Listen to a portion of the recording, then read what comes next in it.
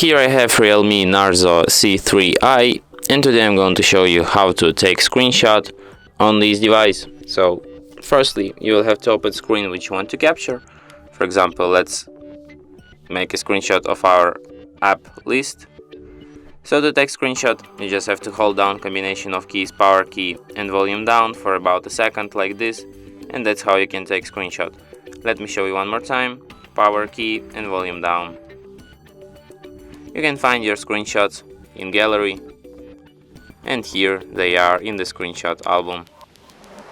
And from here you can share, edit or delete your screenshot. And that's it. Thanks for watching. If you find this tutorial useful, don't forget to hit that like button and subscribe to our channel.